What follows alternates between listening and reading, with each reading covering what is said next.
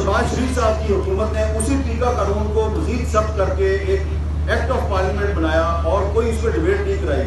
तो हमने इनको याद दिलाया कि जनाब वज़ीर-ए-आज़म साहब, जब 2021 में इमरान खान की हुकूमत ने ये कानून जो है इसको ऑर्डिनेंस के जरिए नाफिज किया, तो हमने पार्लियामेंट हाउस के बाहर एहतजाज किया, हमने कैंप लगाया।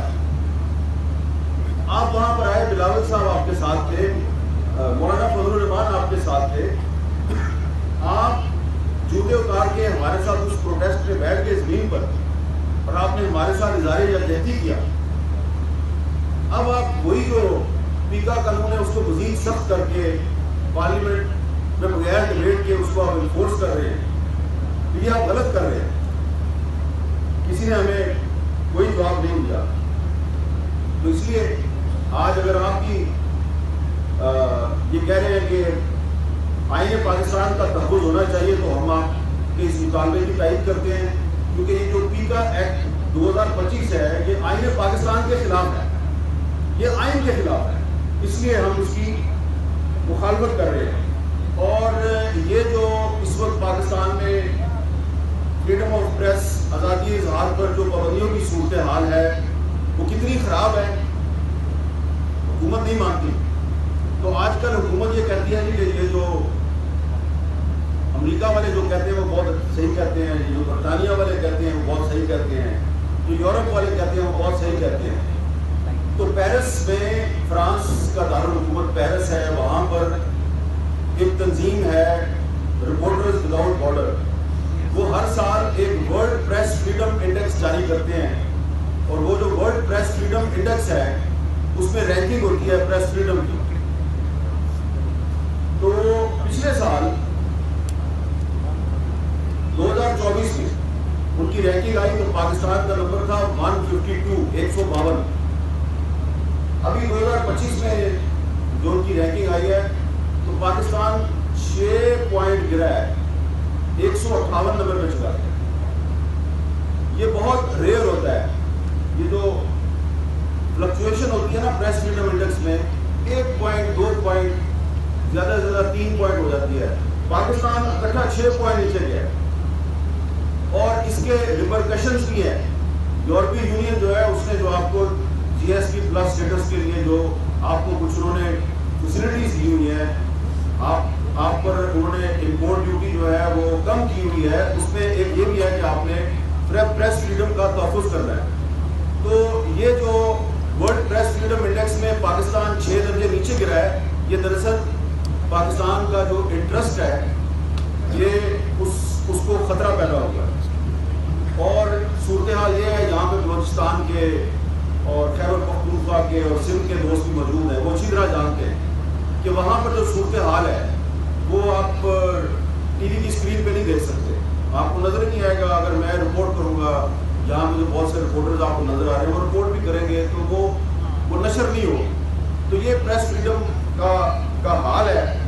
तो मैं सिर्फ ये याद दिलाऊँगा कि ये सिर्फ 2021 या 22 में जो वादे किए थे मुस्लिम लीग नून ने और पीपल्स पार्टी ने हमारे साथ, सिर्फ वो वादे पूरे नहीं करने, बल्कि इससे भी बहुत पहले वादे हुए थे। 2010 में गवादर में वफाकी हुकूमत और चारों सूबाई हुकूमतों ने एक इज्तिमा को मुनक़्क़िद किया था, जिसमें NFC अवार्ड जो अभी तक चल रहा है उस पर इत्तेफाक राय हुआ। तो हम भी गवादर गए। उस वक्त शहबाज शरीफ साहब चीफ मिनिस्टर पंजाब थे, यूसुफ रज़ा गिलानी साहब प्राइम मिनिस्टर थे, और रेसानी साहब जो है वो चीफ मिनिस्टर बलोचिस्तान थे, और तमाम सूबों के चीफ मिनिस्टर वहाँ पर मौजूद थे।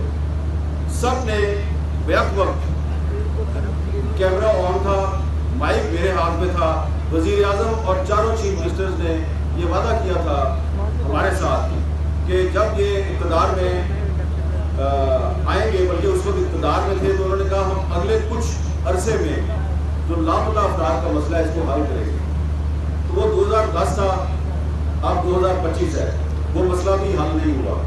तो इसलिए मेरी आपसे गुजारिश है कि पाकिस्तान में आज़ादी सहाफ़त की जो सूरत हाल है और जो आइन की खिलाफ वर्जी हो रही है, बहुत से मामलात में हो रही है, लेकिन ये जो इलीगल یہ تو ڈائریکٹلی آرٹیکل 10A کی خلاف ورزی ہے، اور اس میں ہمارے جو بہت سے ساتھی ہیں، دوست ہیں، کولیگز ہیں، وہ اٹھائے جاتے ہیں. جب اٹھائے جاتے ہیں تو اس سے پہلے وہ بہت کچھ بول رہے ہوتے ہیں، جب وہ واپس آتے ہیں تو پھر ان کی زبان کو تالا لگ جاتا ہے. تو یہ ایک آزادی صحافت کے لیے بھی بہت بڑا خطرہ ہے. اور اس کے علاوہ جو غیرت کے نام پر قتل ہے، یہ بھی ایک بہت بڑی خلاف ورزی ہے آئین کی. ان معاملات پر آپ کو یہاں پر قراردادیں منظور کرنی چاہیے. اور آخر میں صرف یہ گزارش ہے، تاریخی تناظر میں بات کر رہا ہوں کیونکہ یہ تحریک تحفظ آئین کے پلیٹ فارم سے آل پارٹیز کانفرنس ہو رہی ہے.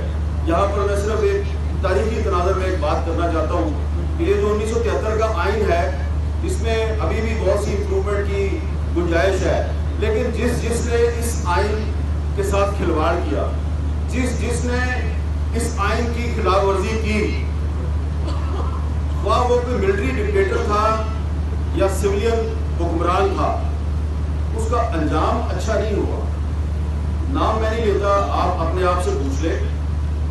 جو آئین پاکستان 1973 کی خلاف ورزی کرتا ہے، اس کو توڑتا ہے، اس کی وائلیشن کرتا ہے، تو فوری طور پر اس کے ساتھ کچھ نہیں ہوتا. اس وقت وہ سمجھتا ہے میں بڑا مضبوط ہوں، میرا کوئی کچھ نہیں بگاڑ سکتا، جیسا کہ اس وقت کی نئی صورتحال ہے. لیکن وقت گزرنے کے ساتھ ساتھ اس آئین میں اللہ تعالیٰ نے پتہ نہیں کون سی طاقت ڈالی ہوئی ہے، یا اس آئین میں پتہ نہیں ایسی کون سی آرٹیکلز ہیں جن کی وجہ سے اس آئین میں کوئی ایسی طاقت ہے کہ جو اس کے ساتھ کھیلتا ہے، اس کی توہین کرتا ہے، وہ عبرت کی مثال بن جاتا ہے. نہ صرف عوام میں بلکہ تاریخ میں عبرت کی مثال بن جاتا ہے. اور کیوں بنتا ہے یہ آپ کو مبلا حضرات بنائیں